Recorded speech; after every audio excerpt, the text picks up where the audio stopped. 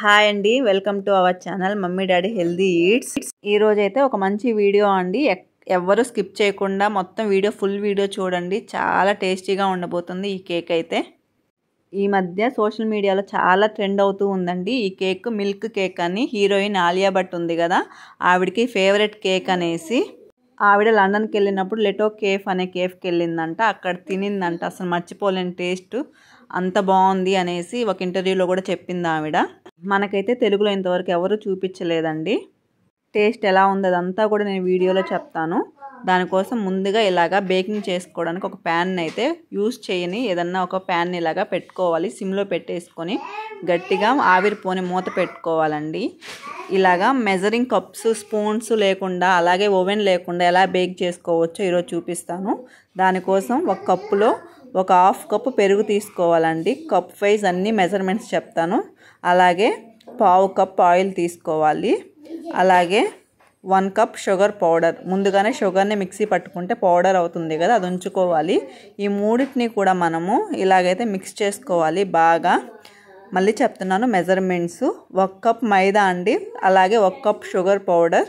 మైదా ఎంత తీసుకుంటే sugar powder కూడా అంతే తీసుకోవాలి. దాంట్లో సగం హాఫ్ కప్ పెరుగు తీసుకోవాలి. అలాగే పావు కప్ ఆయిల్ తీసుకోవాలి. ఇవండి మెజర్మెంట్స్. ఇవన్నీ కూడా డిస్క్రిప్షన్లో కూడా ఇస్తాను, మీరు చూసుకొని నిదానంగా చేసుకోవచ్చు. వీటి మొత్తాన్ని బాగా మిక్స్ చేసుకోవాలి.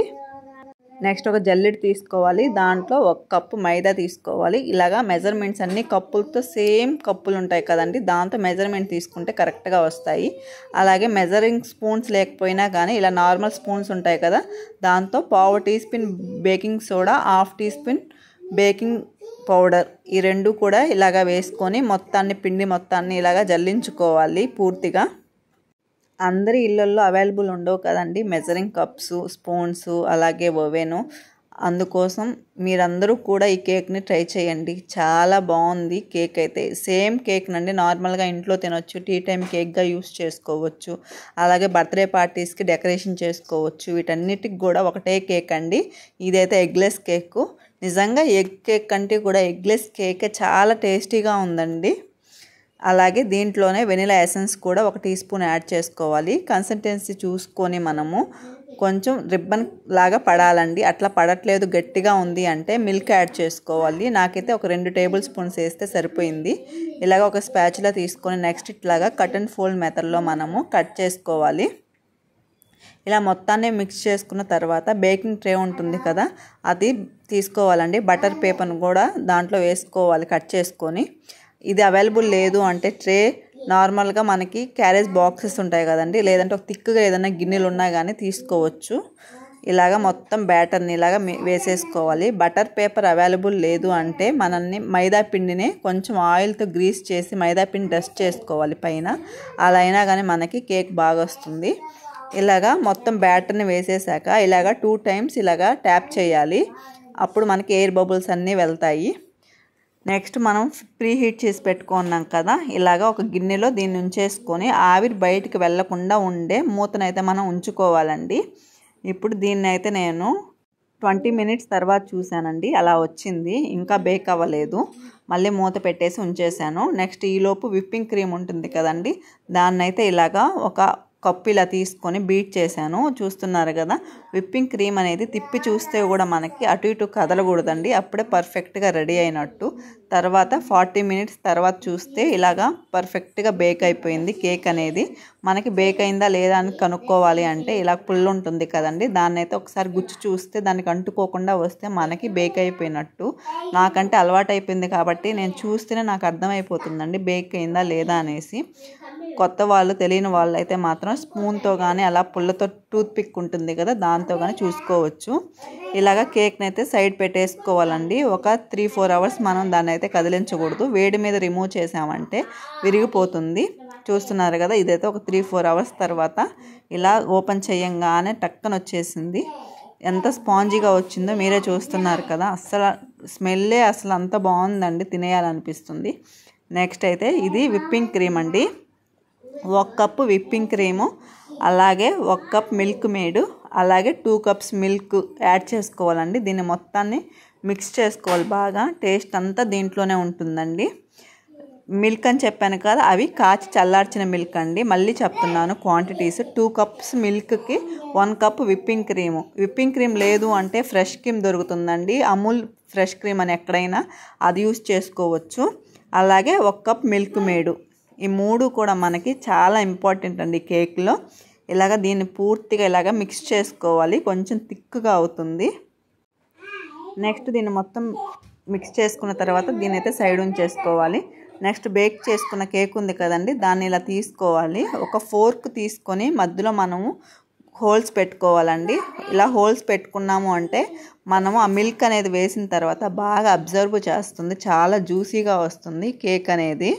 మీరు నిజంగా నమ్మరండి, నేను ఇంతవరకు తిన్న కేక్స్లో ద బెస్ట్ కేక్ అంటే ఇదేనండి. అసలు అంత టేస్టీగా ఉంది. ఒకసారి తింటే టేస్ట్ అయితే అస్సలు లైఫ్లో మర్చిపోరండి మీరు, అంత బాగుంది. ప్రతి ఒక్కరు కంపల్సరీ ఈ కేక్ని అయితే ట్రై చేయండి.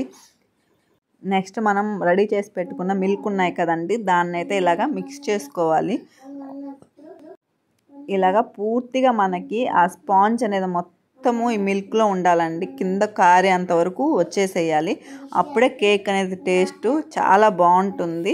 ఇలాగ మొత్తాన్ని మనం స్ప్రెడ్ చేసేసుకోవాలి. కేక్ తినేటప్పుడు చాలా జ్యూసీగా ఉంటుందండి. ఈ మిల్క్లో మిల్క్ మేడ్ యాడ్ చేసాం కదండి, టేస్ట్ దానివల్ల అసలు చాలా బాగుంటుంది. నెక్స్ట్ విప్పింగ్ క్రీమ్ మొత్తం ఒక పైపింగ్ బ్యాగ్లోకి తీసుకొని ఇలాగ ఒక లేయర్ లాగా వేసుకోవాలండి. నార్మల్గా మనము స్పూన్తో కానీ ప్యాలెట్ నైఫ్తో కానీ వేస్తే మనకి ఈక్వల్గా రాదు, పక్కనంతా అయిపోతుంది. ఇలాగ ఒక పైపింగ్ బ్యాగ్లో తీసుకుంటే ఇలాగా ప్యాలెట్ నైఫ్తో మనము జస్ట్ ఇలాగ స్ప్రెడ్ చేయంగానే మనకి ఈక్వల్గా వచ్చేస్తుంది, చాలా ఈజీగా కూడా ఉంటుంది. ఇలాగ ఒక లేయర్ మొత్తం ఇలాగ స్ప్రెడ్ చేసుకోవాలండి. నెక్స్ట్ స్ట్రాబెర్రీ అలాగే గ్రేప్ ఉంటుంది కదా, ఇలాగ సన్నగా ఇట్లా ముక్కలుగా కట్ చేసుకొని దాంతో అయితే ఇలాగ డెకరేషన్ చేసుకోవాలండి. ఎందుకు ఈ కేక్ అంత పాపులర్ అయిందో నాకైతే నిజంగా అర్థం కాలేదండి. ఎక్కడ చూసినా ఈ కేక్ అంత ట్రెండ్ అవుతూ ఉంటే తిన్న తర్వాత అర్థమైందండి ఎందుకు ఇంత పాపులర్ అయిందో అనేసి. టేస్ట్ అయితే అంత బాగుంది, అందుకే మీకు ఓవెన్ లేకపోయినా కానీ ఇంట్లో ఎలా చేసుకోవాలో ఈజీగా చూపించాను. ఎందుకంటే కంపల్సరీ అందరూ ట్రై చేసి ఈ టేస్ట్ చేయాల్సిన కేక్ అండి ఇదైతే. మనకి ఎక్కడంటే అక్కడ తినడానికి దొరకదు కాబట్టి ఇలాగా ఇంట్లో తయారు చేసుకొని మీ ఫ్యామిలీ మెంబర్స్తో ఎంజాయ్ చేయండి. నిజంగా చాలా మెచ్చుకుంటారు కూడా ఇంట్లో వాళ్ళు, అంత బాగుంది కేక్ అయితే. కట్ చేసి కూడా చూపిస్తాను చూడండి ఎంత బాగా వచ్చిందో కేకు. అలాగే ఈ వీడియో నచ్చితే లైక్ చేయండి, షేర్ చేయండి, అలాగే సబ్స్క్రైబ్ చేసుకోండి.